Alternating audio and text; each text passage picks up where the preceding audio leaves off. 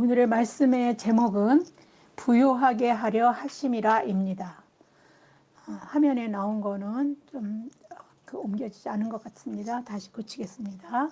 부유하게 하려 하심이라. 자, 이 말씀이 어떤 연유에서 어떻게 이 말씀이 나오게 되었는지, 또 무엇이 부유하게, 어떤 것들이 우리를 부유하게 하려고 하셨던 것인지를 오늘 말씀 속에서 함께 나누면서 은혜 받기를 바랍니다.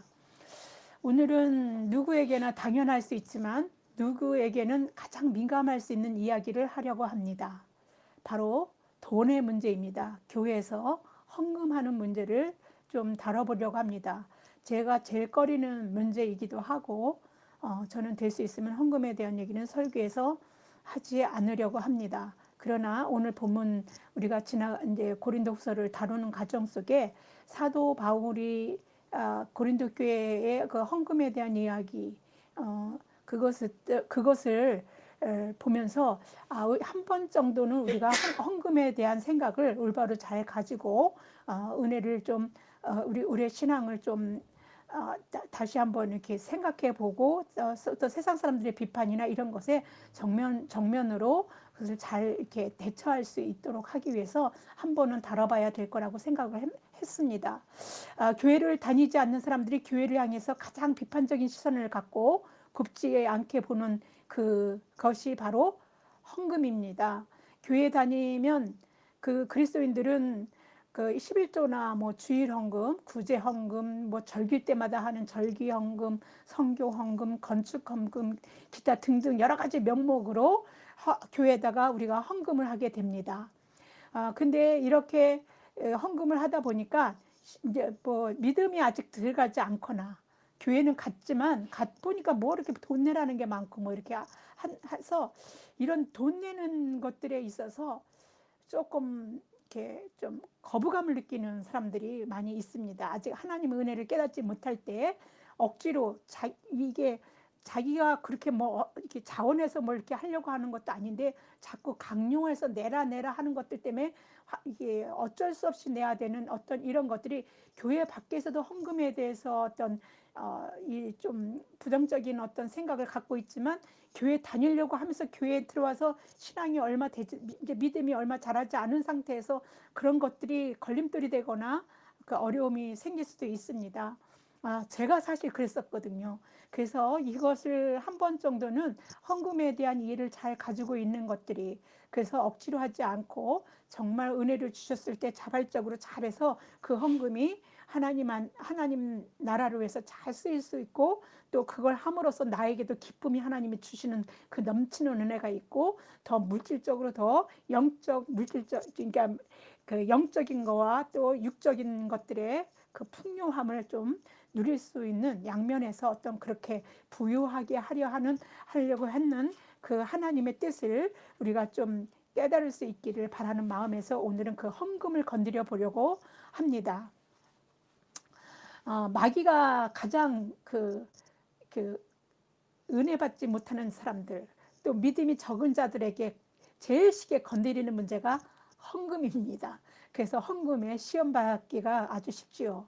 그만큼 헌금에 대해서 올바르게 알고 기쁜 마음으로 기꺼이 자원해서 드리면은, 마귀가 그걸 건드렸다는 얘기는 이걸 잘 드렸을 때 믿음이 얼마만큼 우리에게 그런 일들이 믿음을 풍요롭게 하고 자라게 하고 이러는, 그걸 경험하지 못하게 하기 위한 어떤 거기 때문에 그만큼 애준에게 그런 은혜를 맛보지 못하도록 사전에 어떤 그렇게 하는 것 같습니다.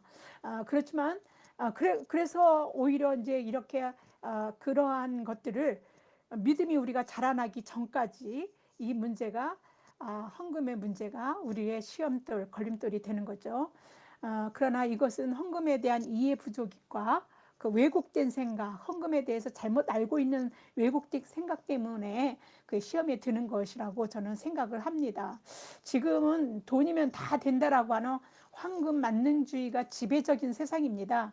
물질적 안 되는 게 거의 없지요. 그래서 물질적 풍요와 재산을 절대적인 가치로 삼고 있는 그런 만모니즘이 교회 안에서도 교회는 세상만 그러지 교회는 아니야. 그게 아닙니다. 교회 안에서도 보이지 않게 모든 신앙인들을 잠식해 버렸고 저나 여러분들이나 안전지대에 우리가 있지 않고 우리도 그 젖어 있는 것조차도 깨닫지 못하고 이 세상을 살아가고 있습니다. 근데 마태복음 6장 21절에서 예수님이 이렇게 말씀하셨습니다. 내 보물 있는 그곳에 내 마음도 있느니라. 네, 그렇게 그러니까 우리는 이제 돈이면 다 된다. 그게 보물이라고 생각하고 사는 곳에 그러니까 돈에 우리 마음이 다 쓰인다는 거예요. 그래서 교회에서도 이미 돈에 다 빼앗긴 마음 때문에 신앙적으로 우리가 교회 안에서도 돈의 잣대로 어떤 그런 뭔가를 판단하고 심판하고 하나님의 복도 돈으로 뭐 이렇게 생각하고 그렇게 합니다. 돈에 대한 생각이 우리 마음이 어디에 있는지에 대한 가늠자가 된다라는 말씀이기도 합니다. 헌금은 바로 우리 마음이 가 있는 그 돈에 대한 그 돈에 관련된 것이기 때문에 다루기가 참 민감하고 잘못하면 뭐 헌금을 하라고 독려하는 것 같아서 그런 개념 그런 쪽으로 독려하려고 이런 말씀을 전하는 건 아니지만 올바로 알고자 하는 생각으로 이 말씀을 전하기는 하지만 그러한 잘못된 인식으로 비춰질까 봐 또 좀 걱정이 좀 되기도 합니다. 이걸 다룰 때는. 그렇지만 이런 걸 잘 다룸으로써 그리스도인 돈과 관련된 그 돈의 물질관은 뭐 돈으로 다 되어지는 거니까 그리스도인들의 물질관 그 물질관을 어떻게 생각하느냐 하는 그 생각에 바로 그런 생각들을 측정할 수 있는 리트머스 시험지 이라고 이 헌금 같은 것이 그런 시험지가 될 수 있습니다. 헌금에 대해서 어떤 생각을 가지고 자기 신앙의 바탕에서 하느냐 뭐 이런 생각들이 그의 믿음과 직결되어 있다는 것입니다. 기본적으로 그리스도인의 물질과는요 근본적으로 온 세상의 모든 것들 하나님이 창조하시고 존재하게 한 모든 것 그리고 이 세상에서 내가 누리고 있는 모든 것, 내 자녀, 내 아내, 뭐 하여튼 이게 무슨 물질만이 아니라 사람과 관계와 모든 것들이 다 하나님이 주셨다라고 하는 생각에서 기본적으로 그런 생각에서 비롯됩니다. 그리스도인의 물질 간의 기본적인 것은 그런 생각에서 나오는 겁니다. 그래서 하나님이 주신 것 중에 우리는 그 일부를 감사함으로 이게 모든 것이 하나님이 내게 허락하신 것인데 그것에 대한 감사를 무엇으로 내가 하나님께 감사함을 드릴까? 그럴 때 그런 것들을 신앙의 고백적인 것으로 일부를 나의 10분의 1 그건 성경에서 그렇게 해왔던 그런 것이기 때문에 11조 같은 것도 그런 신앙 고백적으로 드리는 거고 주일 헌금도 그런 믿음으로 그런 감사함으로 내게 다 드리는 게 아니라 내 마음의 조금을 이것으로라도 표현해야지 하는 마음으로 헌금을 이렇게 하는 것이 입니다. 구제 헌금도 그렇고 그래서 나 혼자서 누구를 구제하는 거를 하려면 얼마나 많은 뭐 10,000원 가지고 누구를 얼마나 구제하겠습니까? 근데 이런 10,000원이 모여서 큰 돈이 되면 많은 사람들 구제할 수 있지 않습니까? 십시일반으로 나의 그 조금 된 것을 함께 모아서 헌금을 했을 때 이것을 교회가 구제로 많은 사람들을 쓸 수 있도록 쓰여지는 게 하는 것이 내 힘으로는 미약하지만 이렇게 해서 그 협조할 수 있게 나를 그런 것에 쓰여지게 하시니 감사합니다. 내게 주셨던 물질을 그렇게 나눌 수 있도록 감사합니다. 이런 마음에서 우리가 이제 이런 그 구제 헌금도 하고 그런 헌금도 하는 것이 자연스러운 일이고 당연한 일이고 그런 것들이 이제 그래서 헌금은 신앙 고백적인 그러한 거라고 볼 수가 있습니다. 그런 관점에서 말이죠. 내가 가지고 누리는 모든 것은 하나님이 주셨다라고 생각하고 또 그 주신 것들을 나 혼자 잘 먹고 잘 살라고 주신 게 아니라 베풀고 나누어서 더 풍성하게 삶을 살아가라 라고 주신 것이라고 생각하는 것 그것이 그리스도인들이 하나님의 자녀들이 가져야 되는 근본적인 물질관이라고 생각합니다. 헌금에 대한 것도 이제 또 그 이와 같은 그 물질관을 가진 그리스도인들이 하나님께 드리는 겁니다. 그래서 그 교회에 드리거나 어떤 특정한 사람, 특히 뭐 목사에게 드린다라고 생각하면 안 됩니다. 우리는 하나님께 드리는 겁니다. 왜냐하면 하나님 나라를 위해서 쓰여지기를 바라는 마음으로 드려지는 겁니다. 어떤 목사 잘 먹고 어떤 목사를 말씀 잘하니까 저 목사 잘 먹고 잘 살게 해줘야 되겠다 하고 주는 게 아니고, 교회가 작으니까 막 교회 크게 해서 뭐 세력을 막 해서 뭐 그렇게, 그래서 내 교회, 내가 들어있는 교회가 더 힘을 하기 위해서, 그렇게 하기 위해서 더 돈을 보태서 막 해야 되겠다 이래서 하는 게 아니라, 정말 하나님의 나라의 확장을 위해서 더 많은 사람들, 아픈 자들, 가난한 자들, 불쌍한 자들, 고통받는 자들에게 더 십시일반으로 나누어져서 교회가 그 역할을 할 수 있도록 쓰여지게 하기 위해서 우리가 이렇게 하는 것이라고, 그 하나님이 그러한 명령으로 우리에게 그렇게 하도록 하신 거라는 생각을 가지고, 하나님이 우리를 헌금을 하면서 신앙생활 하도록 그렇게 하신 거라고 저는 생각합니다. 헌금에 대한 것도 이와 같은 그 물질관을 가진 그리스도인들이 하나님께 드리는 거지 사람에게나 교회에게, 특정한 교회에게 드리는 게 아니라는 것들을 명심하셔야 됩니다.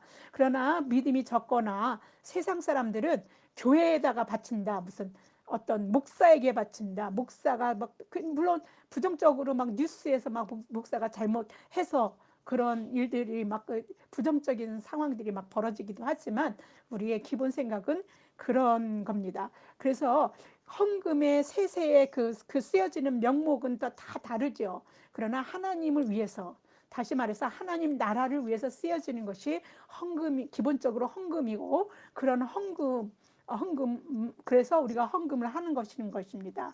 신앙인들의 물질과는 그 사람의 믿음의 척도가 됩니다. 이는 헌금의 많고 적음의 문제가 아닌, 많이 내는 사람이 믿음이 좋고 적게 내는 사람은 저 사람 믿음이 아주 적구나, 이런 게 아니라는 것입니다. 그것을 잘 알 수 있는 거, 이 문제를 예수님이 제자들에게 가르쳐 주신, 잘 다뤄 주신 말씀이 있습니다. 우리가 보겠습니다. 마가복음 12장 41절에서 44절입니다. 예수께서 헌금함을 대하여 앉으사 무리가 어떻게 헌금함에 돈 넣는가를 보실새, 여러 부자는 많이 넣는데 한 가난한 과부는 와서 2렙돈 곧 한 고드란트를 넣는지라. 예수께서 제자들을 불러다가 이르시되, 내가 진실로 너희에게 이르노니 이 가난한 과부는 헌금함에 넣는 모든 사람보다 많이 넣었도다. 그들은 다 그 풍족한 중에서 넣었거니와 이 과부는 그 가난한 중에서 자기의 모든 소유 곧 생활비 전부를 넣었느니라 하시니라. 돈의 많고 적음의 문제가 아니라고 말씀하신 것입니다. 근데 왜 이 가난한 과부는 그 생활비 전부를, 그거 있어도 당장 오늘 하루 먹고 살기도 힘든데 그 전부를 다 넣었을까요? 저는 이게 하나님의 은혜에 어떻게 반응하느냐가 헌금에 반영된다라고 생각하는 거 아닌가. 그것을 예수님은 우리에게 드러나 보이려고 그렇게 하신 것이 아닌가, 이렇게 생각을 해봅니다. 아마 이 가부는 당장 내일 먹고 살 양식을 걱정해야 할지도 모릅니다. 그렇죠? 그런데 왜 그렇게 생활비 전부를 하나님께 드렸을까? 첫째는 이 가난한 과부는 하나님의 은혜에 반응한 것입니다. 아마 그 가난한 과부는 무엇을 드려도 아깝지 않을 만큼 하나님의 은혜에 감사함이 느껴졌던 것 같습니다. 그리고 자신이 가진 전부를 드려도, 아니 그 목숨을 드린다고 하더라도 아깝지 않다라고 생각했을 것입니다. 그 과부는 그 은혜의 감사함을 어떻게 다 이 말로 표현할 수 없을 만큼 충만한 은혜를 경험했던 것이 틀림없습니다.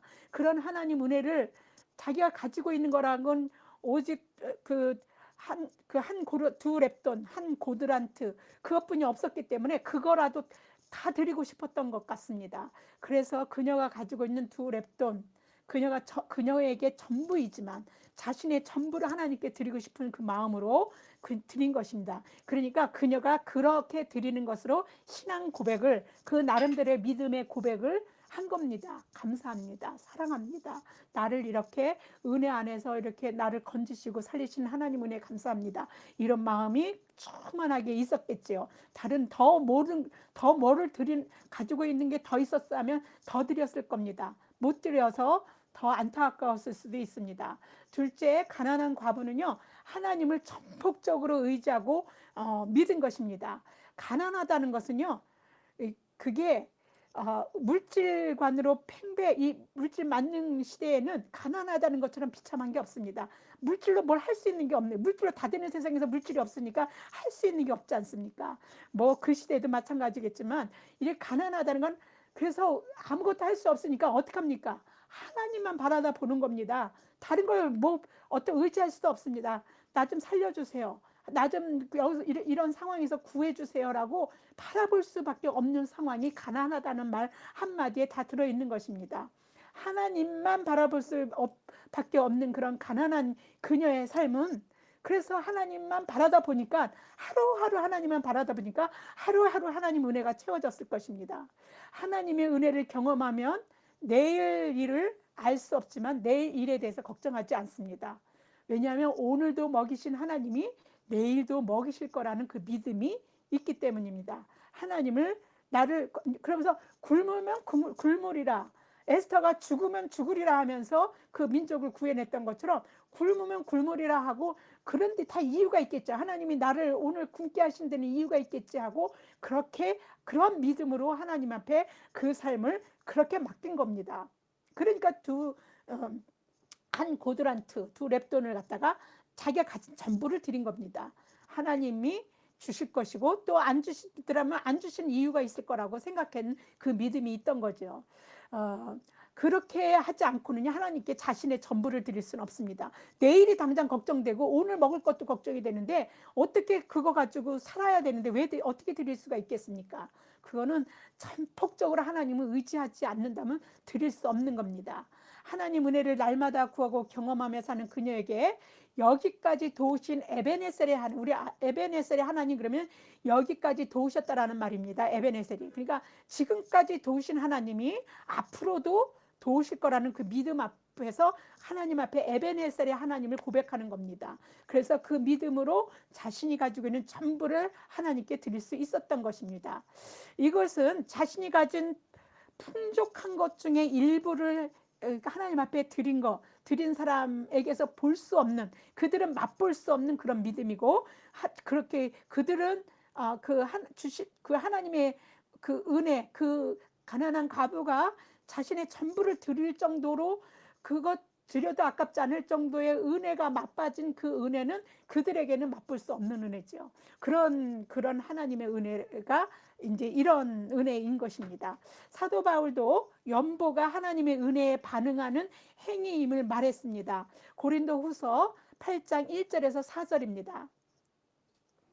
형제들아, 하나님께서 마게도냐 교회들에게 주신 은혜를 우리가 너희에게 알리노니, 환난의 많은 시련 가운데서 그들의 넘치는 기쁨과 극심한 가난이 그들의 풍성한 연보를 넘치도록 하게 하였느니라.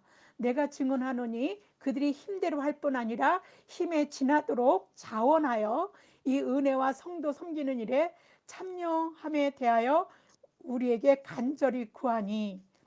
네, 바울이 고린도 교회의 연보를 독려하기 위해서 이 마게도냐 교회를 언급한 것입니다.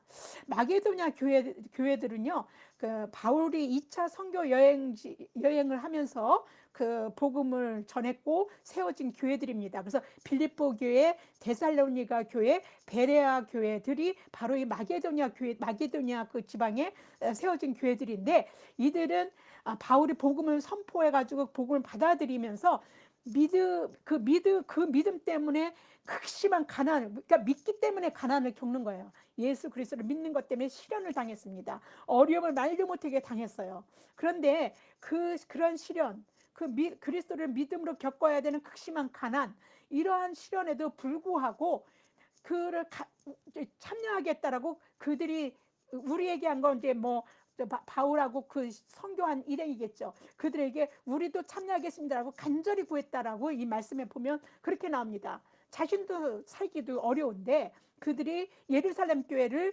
자기네들이 돕겠다. 그래갖고 헌금을 했는데 어떻게 했느냐면요. 힘대로, 그러니까 할 수 있는 힘대로 한 게 아니라 넘치도록 힘에 지나도록 자원해서 했다는 겁니다. 자기네 살기도 바빠 죽겠는데 그렇게 했다는 겁니다. 그런데 이 얘기를 들어서 지금 고린도 교회에게 말하고 있는 거예요. 바울 사도가. 이들이 얼마나 어려운 그 시련을 겪고 환란을 겪었는지 엿볼 수 있는 말씀들이 있습니다. 우선 빌립보, 그러니까 바울 사도가 서신서에 쓴 빌립보 교회에다 쓴 걸 보면 이들이 이들이 어려움을 이렇게 어려움을 겪었구나라는 걸 엿볼 수 있는 거죠. 빌립보서 1장 29절에서 30절입니다. 그리스도를 위하여 너희에게 은혜를 주신 것은 다만 그를 믿을 뿐 아니라 또한 그를 위하여 고난도 받게 하려 하심이라. 너희에게도 그와 같은 싸움이 있으니 너희가 내 안에서 본 바요 이제도 내 안에서 듣는 바니라. 왜 바울이 이렇게 말했을까요? 이들이 지금 고난을 받고 있는데 그것 때문에, 그 고난 때문에 나 이제 예수 안 믿을래.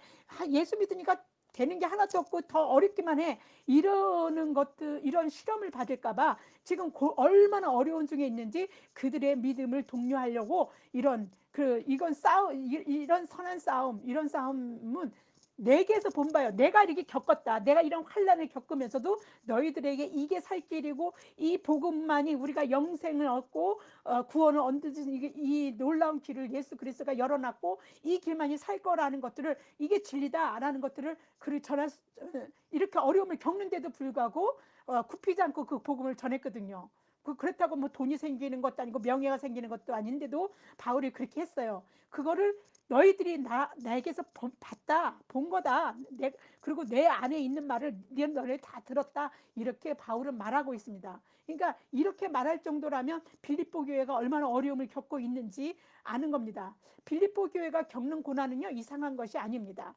그리스도를 믿는 사람이면요, 바울이 겪는 환란을 그 정도 차이 다르겠지만 환란을 똑같이 겪을 수, 빌립보 교회도 겪고 믿는 사람들도 겪습니다. 그래서 살다 보면 안 믿어도 사실 어려움이 있지 않습니까? 근데 예수 그리스도를 믿으면서 믿기 때문에 겪는 또 어려움들도 있거든요. 이런 곤란함을 겪습니다. 믿지 않는 부모로부터 조금 어려움을 겪는다든지, 하여튼 여러 가지에서 형제와의 어떤 싸움이나 아니면은 다른 사람들에 의한 여러 가지 배신이나 여러 가지가 우리가 겪지 않아도 돼야 될 그런, 믿지 않으면 겪지 않아도 될 그 고난들을 우리에게 오게 됩니다. 여러분들 하나님 믿음은요, 탄탄대로가 아니에요.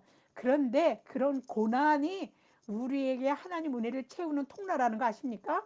그 고난 속에서 우리의 믿음은요, 말할 수 없이 크게 자라나고 어떠한 역경도 이겨낼 수 있는 힘이 배양되는 겁니다. 길러지는 겁니다. 그래서 이러한 바울 사도는 이런 고난을 겪는 빌립보 교회에게 이렇게 얘기한 것입니다. 또 데살로니가 교회도 그 마게도냐 교회 중에 하나인데 그 교회에다가도 이런 편지를 바울이 씁니다. 전서 1장 6절입니다. 또 너희는 많은 환난 가운데 성령의 기쁨으로 말씀을 받아 우리와 주를 본받는 자가 되었으니. 네, 여기 보면 많은 환난 가운데 환난을 많이 받았다라는 겁니다. 그런데 환난 받은 게 아니에요. 성령이 환난을 받지 않으면 받을 수 없는 기쁨도 그들에게 채워서 그들이 예수를 믿기 이전보다는 세상이 줄 수 없는 놀라운 기쁨과 그 은혜 안에서 살 수 있도록 했다는 겁니다. 그래서 이제 이러한 것들을 보면서 어려움을 겪는데, 이들이 이런 어려움 겪었는데도 불구하고 어떻게 해요?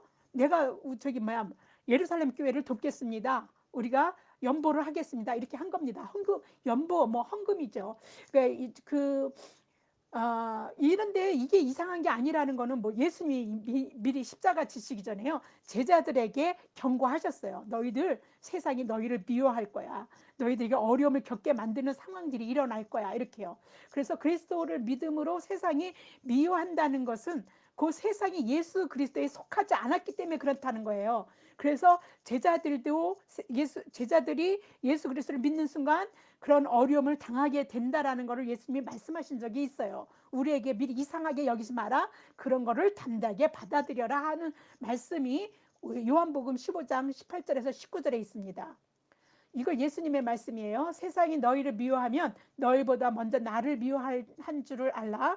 너희가 세상에 속하였으면 세상이 자기의 것을 사랑할 것이나 너희는 세상에 속한 자가 아니요 두려 내가 너희를 세상에서 택하였기 때문에 세상이 너희를 미워하느니라. 어, 그러나 뭐 예수님은 단지 뭐 우리가 환난을 당하는 것으로 끝나는 게 아니고 오히려 세상에서 당신이 이제 우리 이미 그 모든 싸움에서 이긴 싸움이니까 너희들이 두려워할 건 없다. 그리스도인들이 그리스도를 믿음으로 당하는 환난에 담대해져라 라고 위로까지 또 하나님이 해주십니다. 그러니까 하나님의 위로가요, 환난을 당하는 자에게는 뭐가 있습니까? 하나님의 위로가 말도 못합니다. 그 위로를 하나님이 미리 제자들에게 말씀하십니다. 요한복음 16장 33절입니다. 이것을 너에게 이르는 것은 너희로 내 안에서 평안을 누리게 하려 함이니 세상에서는 너희가 환난을 당하나 담대하라 내가 세상을 이기었노라. 네, 세상이 미워함으로 환난을 겪을 것이라고 말씀하신 그 주님의 말씀대로 복음을 받아들이고 그리스도를 믿게 되자마자 마게도냐 교회들이 엄청난 환난을 겪습니다. 근데 믿음으로 그 환난만 겪은 게 아니라 그들은 그 막 물질적인 그 환난 속에는 물질적인 어려움도 엄청나게 겪죠. 그런데 그 겪는 중에 그들에게는 세상이 줄 수 없는 그 하나님이 주시는 위로와 힘, 또 그 기쁨, 막 이런 것들이 충만해 있어요. 은혜가 충만했고 은혜가 넘쳤다 이렇게 얘기하는데, 그래서 뭐라도 주고 싶은 거예요. 뭐가라도 하나님 일이면 동참하고 싶다라는 말이 그 생각이 들게 한 겁니다. 그래서 그런 어려움 중에서도 예루살렘 교회를 돕겠다고 그것도 기쁨으로 동참하겠다라고 그렇게 바울 사도에게 그렇게 먼저 한 거야. 먼저 바울 사도가 예루살렘 교회 좀 도우세요라고 얘기한 게 아니라 우리도 예루살렘 교회 형제들이 어려움을 겪고 있다니까 우리가 돕고 싶습니다. 우리가 이렇게 연보를 해서 조금씩 십시일반으로 해서 그들에게 조금이라도 도움이 돼주고 싶습니다. 이렇게 한 것입니다. 마게도냐 교인들에게 어울리는 말이 있죠. 고린도후서 우리가 제가 말씀을 그때 이제 함께 나눈 적이 오래 지난 것도 아니에요. 고린도후서 6장이니까 6장 10절에 이 말하고 참 어울릴 것 같아요. 고린도후서 6장 10절 말씀입니다. 근심하는 자 같으나 항상 기뻐하고 가난한 자 같으나 많은 사람을 부요하게 하고 17번을 모은 게 어떤 한 사람만 도운 게 아니라 어려움을 돕는 사람들을 전부 다 좀 이렇게 하나님 은혜 안에서 부유롭게 한 거죠. 그 다음에 아무것도 없는 자 같으나 모든 것을 가진 자로다. 예, 많이 갖고도 돕지 못하는 자는요, 그거 가지고 뭐 하겠어요? 쓰지 못하면 그 돈의 주인이 아닙니다. 그 돈을 그렇게 은혜롭게 쓰는 자만이 그 주인인데, 이렇게 많은 사람을 도왔으니까 모든 것을 가진 자가 바로 그렇게 돕는 사람들인 것이죠. 사도 바울은 마게도냐 교회들의 이와 같은 헌신적인 참여로 하나님의 은혜를 누리는 것을 고린도 교회도 그렇게 좀 그랬으면 좋겠다라고 생각했어요. 왜냐하면요, 이 은혜는요, 이렇게 하지 않으면 받을 수 없는 은혜거든요. 이런 식으로 하는 은혜를 그가 생명처럼 아끼는 교회, 자기가 세우고 1년 반씩이나 공을 들였던 그 교회가 자기 새끼 같은 교회지 않습니까? 그 교회 사람들도 이런 은혜들을 다 맛봤으면 좋겠다라고 생각한 겁니다. 그래서 이제 이런 마게도냐 교회를 말로 들어가면서 이렇게 풍성한 하나님의 은혜, 이들도 연보하려고 하다가 그 일이 중단됐었거든요. 그래서 이제 고린도 교회에게 연보하던 것을 마저 해서 완성시켜서 더 풍성한 하나님의 은혜를 누리게 하고 싶었던 것들이 이제 고린도 후서에 오늘 우리 본문의 말씀에 나오는 말씀입니다.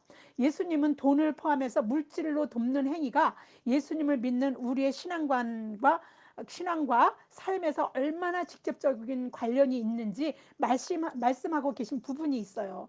최후의 심판 때에 예수님이 영광의 보좌에서 우리를 심판하실 겁니다. 너는 지옥에 가라, 너는 천국에 가라를 심판하는 심판자가 되시는 분이 바로 예수 그리스도이십니다. 근데 그 심판자이신 목자 되신 우리 예수님이 양과 염소를 구분하는 그때에 하나님 나라를 상속받을 자와 그렇지 않은 자를 가르실 것인데, 예수님이 그 기준이 무엇이냐면, 당신이 줄일 때 먹을 것을 주고 목마를 때 마시게 하고 나그네 되었을 때 영접하고 헐벗을 때 옷을 입혔고 병들었을 때 돌보았고 옥에 갇혔을 때 와서 보았던 그 사람들이 하나님 나라에 상속받을 거라는 겁니다. 하나님 나라를 상속받은 자들은요, 자기가 예수님에게 뭐 했다라는 사실을 알지도 못하고 있는데도 그렇게 말씀하신 겁니다. 그래서 하나님 나라를 상속받는 자들이 예수님에게 묻습니다. 마태복음 25장 37절에서 39절 말씀입니다. 이에 의인들이 대답하, 의인은 하나님을 믿는 자, 죄의 가리움을 받고 구원을 받은 자들이죠. 의인들입니다. 의인들이 대답하는 거예요. 천국에 가는 자들, 하나님 나라에 들어가는 자들에게 대답해 준 거예요. 물어보니까, 주여, 우리가 어느 때에 주께서 줄이신 것을 보고 음식을 대접하였으며 목마르신 것을 보고 마시게 하였나이까? 어느 때에 나그네 되신 것을 보고 영접하였으며 헐벗은 것을 보고 옷 입혔나이까? 어느 때에 병드신 것이나 옥에 갇히신 것을 보고 가서 배웠나이까? 그런 적이, 예수님한테 그렇게 한 적이 없다라고 알지도 못하거든요. 그런데 예수님이 이렇게 말씀하십니다. 마태복음 25장 40절입니다. 임금이 대답하여 이르시되, 내가 진실로 너에게 이르노니 너희가 여기 내 형제 중에 지극히 작은 자 하나에게 한 것이 곧 내게 한 것이니라 하고. 내 형제는 누굽니까? 예수님을 찾으러 오는 가족들이, 부모와 가족들이 맞다 그러니까, 부모가 누가 내 형제요 부모냐, 하나님을 믿는 자들이 다 바로 내 형제라고 얘기했거든요. 그러니까 하나님을 믿는, 그리스도를 구주로 영접한 자들이 다 우리의 형제입니다. 그래서 형제님, 자매님 우리가 이렇게 부르는 것은 다 그리스도 안에서, 하나님 안에서 탄 자녀이기 때문에 그렇습니다. 그런데 이 내 형제에게 지극히 작은 자라는 건 뭐예요? 도움이 필요한 자예요. 그런 자에게, 하나에게 그 한 사람에게 한 것이 곧 누구에게 한 거예요? 예수님에게 한 거라는 겁니다. 물론 형제 중에 지극히 작은 자에게 행하지 않은 자가 있어요. 그들은 반대 상황으로 지옥에 간다라고 예수님이 말씀하십니다. 마태복음 25장 41절에서 43절입니다.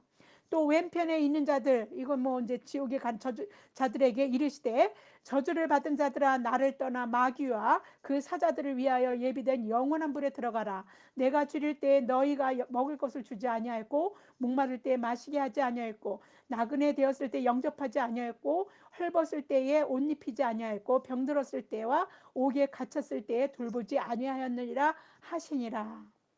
네, 이거는 예수님이 꼭 이제, 그러니까 이런 지옥이 있어서 이렇게 되고 막 이런 거를 얘기하는, 문자 그대로 해석하려고 들지 마시고, 하나님께서 우리가 믿음 생활을 하면서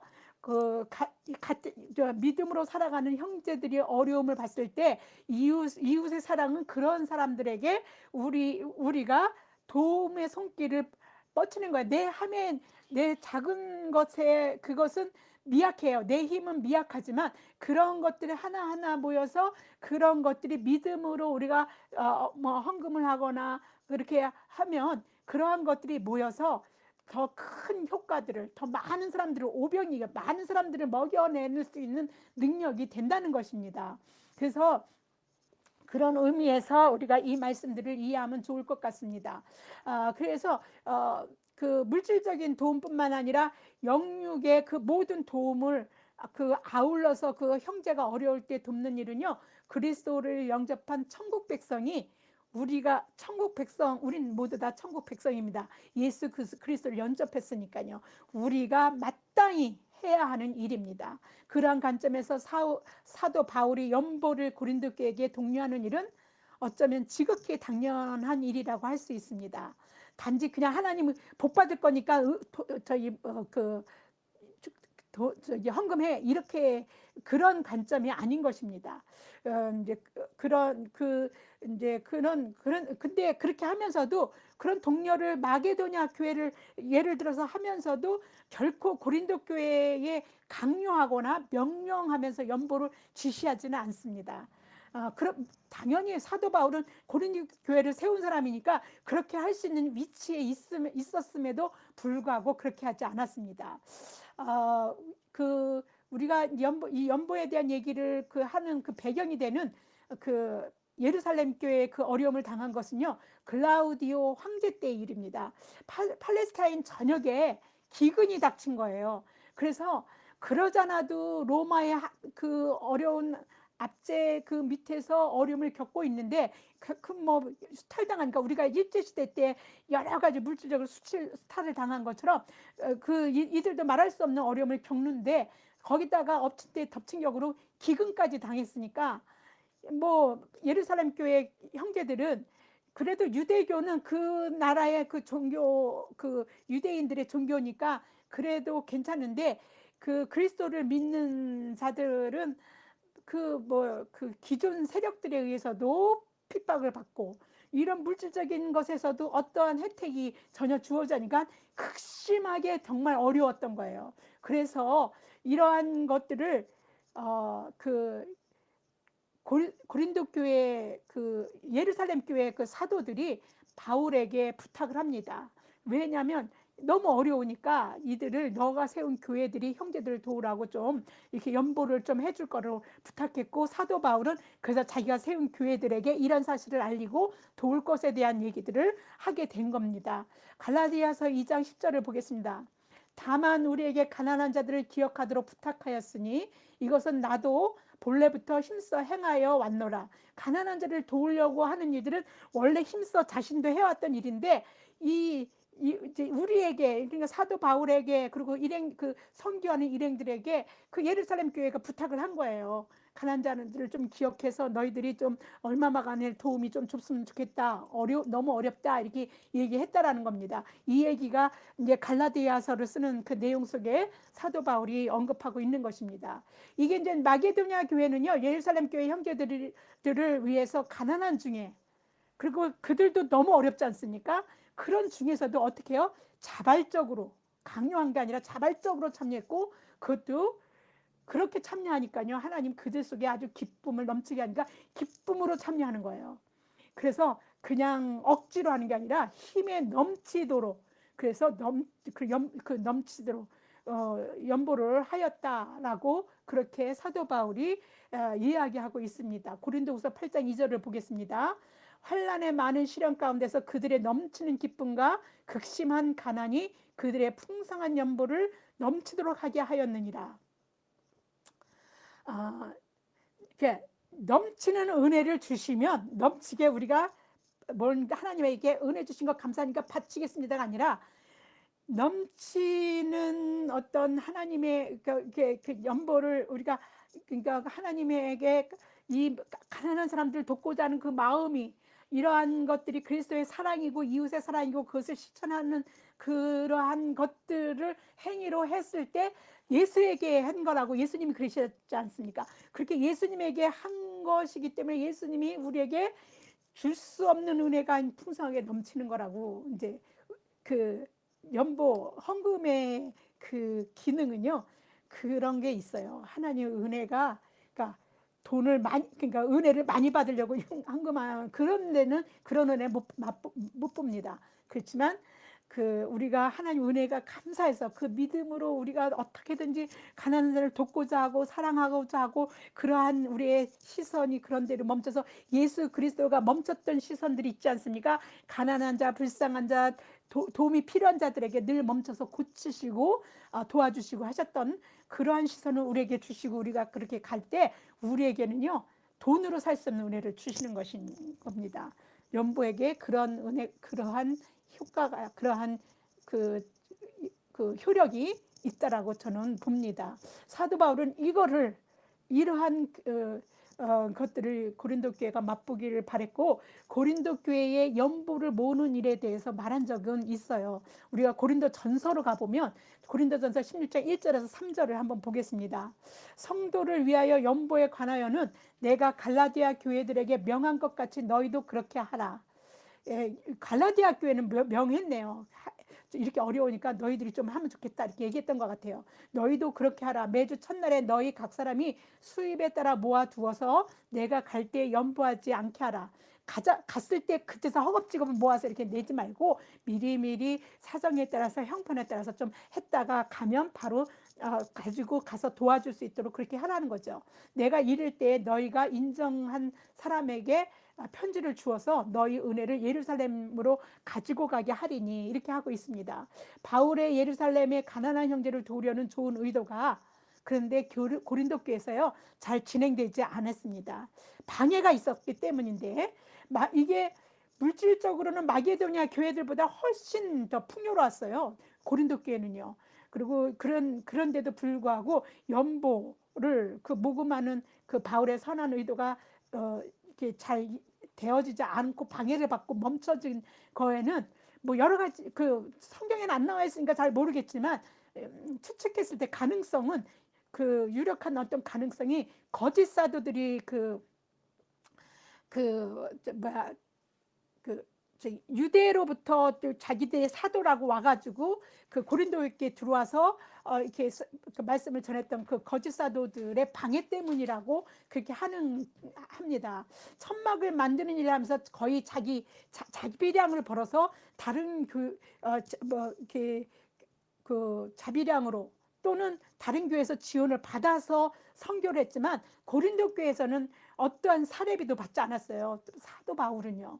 그런데 거짓 사도들은 자기네들이 그런 사역을 하면서 사례를 받지 않습니까? 그러니까 이런 사례를 받고 이렇게 하는 것들을 자기네 그걸 당연시 여기게 하기 위해서, 사도 바울은 그렇게 안 했는데 자기네들이 그렇게 받는 것은 그것에 대해서 어떤 정당성 이런 것 때문에 사도 바울을 이제 묶어서 이렇게 조금 이렇게 어렵게 만드는 얘기를 한 것 같습니다. 그래서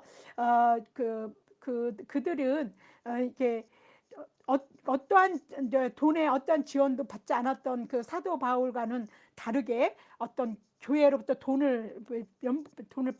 헌금을 거두면 물질적으로 자기네들 사례비를 받는다든지 이런 것들을 이제 일부가 자기네들에게 돌려줬겠지요. 그런 것들에 대한 정당성 이런 것들을 하기 위해서 사도 바울을 교활하게 그 고린도 교인들을 취하해서 이득을 본 사람이다, 헌금하라고 이렇게 얘기했으니까 이런 것들을 자기 이득을 취하려고 그러는 거다, 막 이런 식으로 해서 자신들의 그런 일들의 정당성을 이렇게 정당화시키고 그랬던 것 같습니다. 그런 걸 이제 뭐 이렇게 왜 그렇게 연보하는 일들이 중단되었는지 하는 것에서 그 하나의 가능성을 이제 말씀드린 거지, 꼭 그랬다라는 것은 잘 아니고 추측성입니다.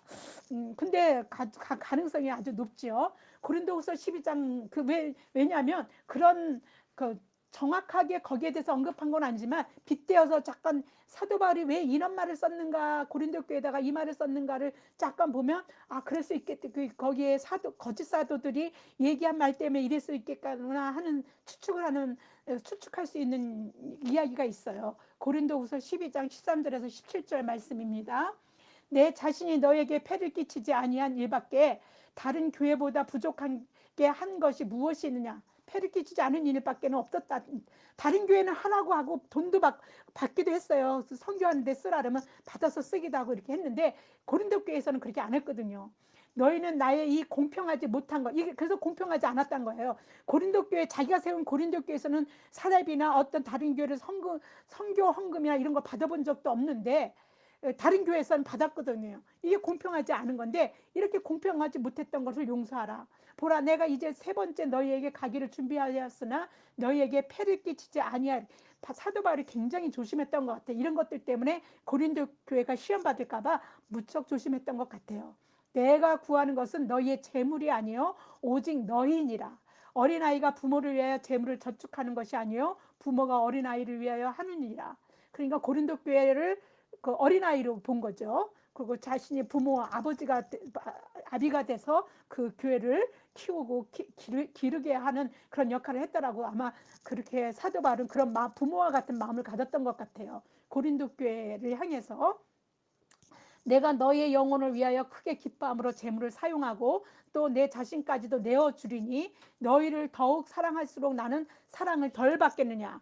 그래서 자기의 재물을 써서라도 재물을 받는 게 아니라 재물을 써서 막 천막 만드는 일을 해갖고 돈을 번 걸 그들의 그들을 위해서 쓴 거죠. 그러니까 그렇게 해서 이렇게 막 쓴 건데 그렇게 하는 일을 하면서 사랑을 했더니 덜 사랑을 내가 그렇게 할수록 너희들에게 덜 사랑 받겠느냐 이렇게 얘기하는 거예요. 근데 이렇게 고린도 교회가 이렇게 하는 데는요, 거짓 사도들이 고린도 교인들을 갖다 자꾸 이렇게 나쁜 얘기를 자꾸 사도 바울에 대해서 자꾸 엄한 얘기들을 했기 때문에 이렇게 한 겁니다. 하여간 어떤 이의 말이 내가 너희에게 짐을 지우지는 아니하였을지라도 교활한 자가 되어 너희를 속임수로 취하였다 하니, 이 어떤 자, 바로 어떤 이게 그 거짓 사도들이겠죠. 내가 너희에게 보낸 자 중에 누구로 너희의 이득을 취하더냐. 이런 말을 보면서 거짓 사도들이 그 고린도 교회가 연보하는 거에서도 좀 악영향을 미쳤겠구나. 그래서 그 예루살렘 교회를 도우려고 연보하던 걸 중단했구나. 이런 것들을 이제 미루어 추측해 볼 수 있는 것이죠. 고린도 후서 지금 우리가 나가고 있는 8장, 9장은요. 9장까지가 다 연보에 대한 건데, 고린도 교회가 주침했던 연보를 모으는 일에 이제 그 힘쓸 것을 이제 사도 바울이 말하고 있는 내용들이 나오는 것입니다. 사도 바울은 가난한 중에 힘대로 할 뿐 아니라 힘에 지나도록 자원해서 연보를 한 그 마게도냐 교회들을 들어서 고린도 교회도 그런 마게도냐 교회가 그 은혜의 풍성함 속에 살고 있는 그 은혜를 고린도 교회도 좀 누릴 수 있기를 바란 것이지요. 고린도 후서 8장 7절에서 8절에 그 내용이 나옵니다. 오직 너희는 믿음과 말과 지식과 모든 간절함과 우리를 사랑하는 이 모든 일에 풍성한 것 같이 이 은혜에도 풍성하게 할지니라.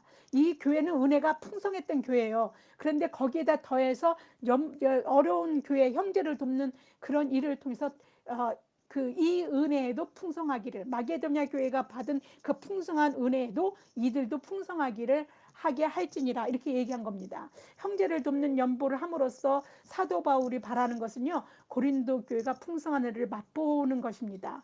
고린도 교회는 은사를 많이 받고 여러 면에서 이미 풍성한 하나님의 은혜 안에 있는 교회였습니다. 그러나 형제를 돕는 이웃사랑의 실천을 통해서 하나님이 부어주시는 은혜가 따로 있는 것이죠. 그 은혜를 받기를 바라는 것입니다.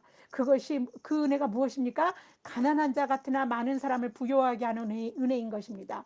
그 은혜가 무엇입니까? 아무것도 없는 자 같으나 모든 것을 가진 자의 은혜인 것입니다. 이것은요, 돕지 않고는 누릴 수 없는 은혜거든요. 이 은혜를 고린도 교회가 누리길 바란 것입니다. 세상은요, 가져도 더 갖고자 하는 갈등이 있습니다. 저도 세상 속에 살 때에 그런 갈등 속에서 살았습니다. 어떻게 하면 더 많이 가질까? 어떻게 하면 더 남들보다 제가 더 잘 살고 잘 먹을까? 뭐 이러한 갈등 속에서 살았죠. 그러나 주 안에서는요, 없는 것 같고 모자라는 것 같고 보잘것없는 것 중에서도요, 이상하게 그 은혜 안에서 주고 또 주고 나누어 주면요, 모르는 사이에 그 주고 나면 내 건 없어져야 돼. 내 걸 줬으니까 없어져야 되잖아요. 그런데요, 희한하게 나에게 더 풍성한 은혜가 내게 있다는 경험을 하게 됩니다. 전 이 경험을 했습니다. 저는 이런 경험을 뭐라고 말하냐면 오병이어의 기적이라고 저는 말하고 싶습니다. 물고기 2마리와 보리떡 5덩어리로요 5,000명을 나누어 주고도 배불리 먹고 12광지를 남긴 거, 이것이 지금도 일어나는 겁니다. 우리가 십시일반으로 헌금을 하는 이런 일들이, 교회가 물론 하나님 나라에서 제대로 헌금들이 쓰여질 때 어려운 자들을 그 5,000명만 먹입니까? 수백만 명을 먹일 수 있고요. 그런 것들을 하고 더 풍성하게 더 나눌 수 있는 것들을 더 번져 나가는 것이죠. 이러한 그 오병이의 기적이 실제가 되는 실제가 되는 그런 삶을 모든 그리스도의 제자인 그리스도인들, 저와 여러분이 살 수 있기를 축원합니다. 나누어 주고도 풍성해지는 삶. 이것은요, 그리스도 안에서 이웃사랑으로 실현될 때 되는 부욕해 되는 은혜입니다. 그래서 오늘 설교의 제목이 부욕해야 하려 함이라. 그러면 어떻게 해야 됩니까? 도와야지요. 돕지 않고는 받을 수 없는 은혜지 않습니까? 누구요? 형제를 돕는 겁니다. 아, 이건 기복신앙을 말하는 게 아니에요. 복 받기 위해서, 은혜를 더 많이 받기 위해서 하는 헌금을 하거나 이러는 그를 얘기하는 게 아닙니다. 하나님의 은혜 안에서 사는 원리를 말하는 거예요. 사도 바울은 예수님에게서 그 은혜의 원리, 돕는 것, 연보에 대한 그 동기, 그리고 근본적인 원리, 이런 것들을 사도 바울은 예수님에게서 찾은 것입니다. 고린도후서 8장 9절을 보겠습니다. 우리 주 예수 그리스도의 은혜를 너희가 알거니와 부요하신 이로써 너희를 위하여 가난하게 되시면 그의 가난함으로 말미암아 너희를 부요하게 하려 하심이라. 예, 예수님은 누구십니까? 하나님이에요. 하나님의 독생하신 아들이십니다. 인간으로서는 할 수 없는 능력을요, 인간으로 오셨지만 행하셨어요. 죽은 자도 살리시고 뭐 없는 것도 있게 하시고 하여튼 그렇게 하셨어요. 그런데 이렇게 할 능력을 가지고 있다면요, 마음만 먹으면요, 할 수 있는 온갖 부귀영화를요 누리고도 남는 능력이에요. 그런데 예수님은 머리 둘 곳도 없다 라고 말씀하실 정도로 가난하게 사셨습니다. 그렇게 자신이 그렇게 하신 것이에요. 그렇게 누가 그렇게 하라고 한 게냐, 누구를 위해서요? 우리를 위해서, 우리를 그렇게 풍요롭게 부요하게 하기 위해서 그렇게 가난하게 되신 것입니다. 마귀는요, 예수님이 애초에 공생애를 사시기 전에 그 부귀영화를 제안했어요. 그러니까 뭐 떡덩이가 돌 가지고 떡이 되게 해라. 뭐 그 능력 없으십니까? 있습니다. 근데 그런 걸 다 말씀으로 물리치는 거죠.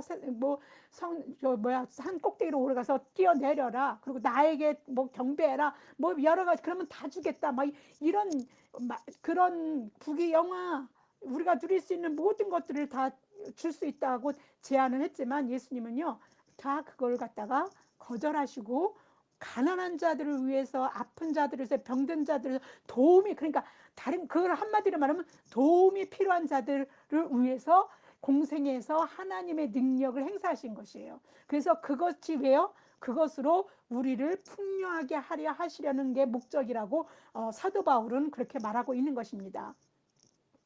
예수님의 이 원리를 삶에 적용시켜서 형제를 돕는 일로 이웃사랑을 실천하면서 예수님이 우리를 풍성케 하신 그 부유함을 우리도 누려보라고 하는 것입니다. 이 일은 도움을 받는 사람에게만 좋은 게 아니에요. 이 일은 연보로 도움을 주는 우리에게도 유익하게 한 겁니다. 사도 바울은 고린도 교회가 가뭄으로 가난한 을 겪고 있는 예루살렘 교회를 위해서 연보하는 것으로 이웃사랑을 실천할 것을 권면한 것입니다. 연보를 하되 자원하여, 억지로 하지 말고 자원하여, 또 없는 것을 가지고 막 어떻게 하는 게 아니라 있는 대로 해야 되고, 뭐 빚을 얻어서 복 더 많이 받으려면 더 많은 빚 없는 것이라도 막 빚을 끌어다가 도와서 하나님 복 받아야지, 이런 개념을 하라는 게 아니에요. 이것은 절대로 다른 사람을 좋게 하려고, 고린도 교회 사람을 공부하게 하려고 이렇게 하라고 사도 바울이 말하는 게 아닙니다. 오히려 균등하게 하려 함이라고 말합니다. 고린도후서 8장 11절에서 12절을 보겠습니다. 이제 하던 일을 성취할지니 마음에 원하던 것과 같이 완성하되, 이제 완성하라는 건 멈췄던 연보를 갖다가 이제 나머지 이제 다시 해서 예루살렘 교회에 갈 수 있도록 이렇게 도우라는 거죠. 완성해서 중단됐던 그 연보를 하라는 거죠. 그래서 있는 대로 하라. 있는 대로. 없는 데도 하라는 게 아니라 있는 대로. 없는 거 가지고 억지로 하라는 거 아니에요. 할 마음만 있으면 있는 대로 받으실 터이요. 누가 받으십니까? 하나님이 받으신다는 겁니다. 예루살렘 교회가 받는 게 아닙니다. 하나님이 받으셔서 그들을 살리는 일에 하나님이 쓰여질 수 있도록 역사하신다는 것이죠. 그리고 없는 것은 어떻게 한다요? 하나님이요? 받지 아니하시리라.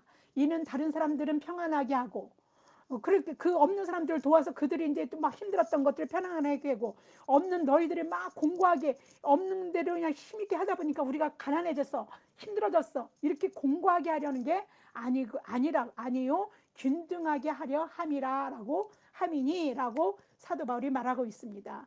사람은요 누구나 울 때가 있고 웃을 때가 있으며 슬퍼할 때가 있고 춤출 때가 있습니다. 전도서에 나오는 것이죠. 도움을 받을 때가, 이 말은요, 도움을 받을 때가 있으면 도움을 줄 때가 있다는 말입니다. 가난한 형제를 돕는 일로 도움을 받는 형제는요, 도움의 손길을 통해서 하나님의 은혜를 경험합니다. 하나님이 나를 이렇게 도우셨구나. 돕는 형제는요, 돕는 행위를 통해서 배불리 먹고도 12강주를 채우는 오병이 이어의 기적을 경험하는 하나님의 풍성한 은혜를 맛보게 됩니다. 돕는 자는 돕는 자는 도움을 받는 자나 그 균등하게 하나님의 은혜가 채워진다는 겁니다. 도움을 받는 자는 도움을 받은 것으로 끝나지 않습니다. 왜냐면요, 하나님 은혜를 경험하면요, 나도 이렇게 은혜 받은 것들을, 은혜를 나눌 수 있는 사람이 되게 해달라고 베푸고 살게 해달라고 기도하게 됩니다. 이건 제 경험입니다. 제가 없을 때 그렇게 누구의 도움을 받은 걸 가지고 제가 하나님 앞에 저도 돕는 자가 되게 해달라고 울며 기도했다. 하나님의 은혜도 경험했고 또 그렇게 한 적이 있습니다. 이제 먹고 살 상황조차 안 됐을 때 누군가가 쌀을 한 마리라 해야 되나? 한 봉다리 가지고 왔는데 그걸 붙들고 울었습니다. 기도 중에 우리 집에 갖다 주랬다는 겁니다. 그래서 가지고 왔다는데 내가 그런 도움을 받으니까 그걸 붙들고 울었어요. 내가 돕는 자가 되게 해달라고. 그래서 이건 제 경험 속에서 나온 겁니다. 그래서 그렇게 기도하게 하는 건 내가 한 게 아니라, 내 의가 한 게 아니라 하나님이 그렇게 하나님 은혜 안에 도움을 받게 되면요, 그렇게 도움을 베풀고 살기를 바라는 마음을 주시고 기도하게 하시고 그렇게 살아갈 수 있도록 성령이 우리의 인생을 이끄는 겁니다. 저는 그렇게 의로운 사람이 못 되거든요. 헌금은요, 적다 많다의 문제가 아니고 헌금을 하는 사람의 마음의 문제인 것입니다. 하나님의 은혜에 대한 감사함을 뼛속 깊이 느낀 사람은 하나님께 자신의 그 무엇이든지 가진 자신까지라도 드리고 싶은 그런 마음이 그 중심에 있게 됩니다. 그런데 적은 것을 드리고도 오히려 풍성함을 느끼는 것은 그 헌금이 어려움을 겪는 사람을 돕는 하나님의 손길을 하나님의 손길이라는 것이 될 수 있도록 그렇게 하기 때문에 넘치는 기쁨이 우리에게 있는 것입니다. 마게도냐 사람들이 가난한 중에 어려운 중에 한 연보가 바로 그랬습니다. 헌금은 한 사람에게나 교회에게 바치는 것이 아니라 그 쓰임이 하나님 나라를 위해서 쓰여지기를 바라면서 하나님께 드리는 것입니다.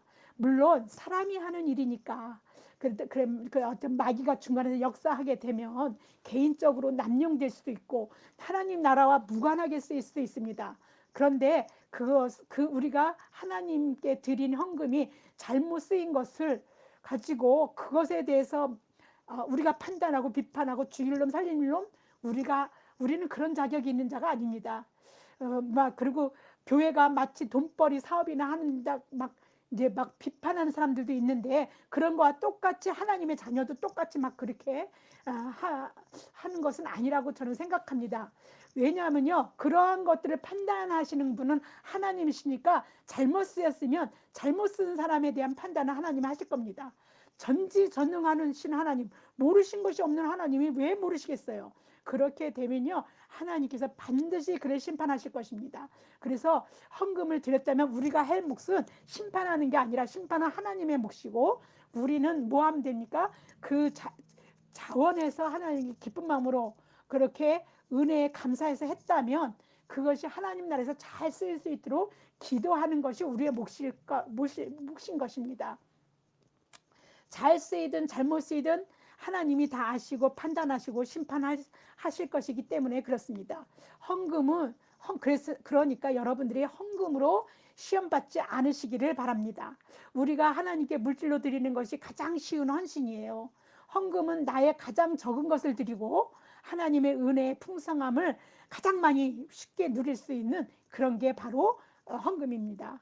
그러나 이제 그러니까 우리를 부욕해 하려 하시는 주님의 은혜에 우리가 형제 돕는 그 일에 인색해지지 않기를 바랍니다. 사도 바울은 고린도 교회가 시작했던 연보를 완성함으로 은혜의 풍성함을 마게도냐 교회들처럼 맛보기를 바랬어요. 그리고 그 고린도 교회가 현재 누구입니까? 지금 현재 우리가 살고 있는 우리가 바로 고린도 교회입니다. 우리에게 사도 바울이 고린도 교회가 그러길 바랬던 것처럼 우리가 그렇게 살기를 바라는 것이 바로 이런 사도 바울의 기본 생각이고 원리입니다. 고린도후서 9장 7절에서 8절입니다. 각각 그 마음에 정한 대로 할 것이요 인색함으로나 억지로 하지 말지니 하나님은 즐겨내시는 자를 사랑하시느니라. 하나님이 능히 모든 은혜를 너에게 넘치게 하시나니 이는 너희로 모든 일에 항상 모든 것이 넉넉하여 모든 착한 일이 넘치게 하려 하심이라. 네, 기도하시기 바랍니다. 기도하겠습니다. 참 좋으신 하나님 아버지 감사합니다. 돈을 좋아하지 않는 사람이었고 돈을 벌기에 애쓰면서 현실을 살아가는 데서 애쓰면서 살기에 돈만큼 민감한 문제가 없습니다. 그래서 헌금으로 시험을 받을 때가 적지 않이 많습니다. 주머니 손위에서 돈이 꺼내지기가 쉽지가 않을 때도 여러 번 있었습니다. 헌금으로 시험 받지 말고 억지로 하는 것이 아니라 자원해서 하나님의 은혜에 기쁜 마음으로 하나님께 드려서 하나님의 모든 은혜를 넘치게 받고 모든 착한 일에 그 넘치게 하려는 하나님의 뜻에 우리가 일조하면서 인색하지 않는 저희들 다 될 수 있도록 그렇게 살아갈 수 있도록 성령님 우리 안에 내주하시고 그리고 우리를 주장하여 주시고 우리를 인도하여 주시옵소서. 이 모든 말씀 우리 주 예수 그리스도 이름 받들어 감사하며 기도드립니다. 아멘.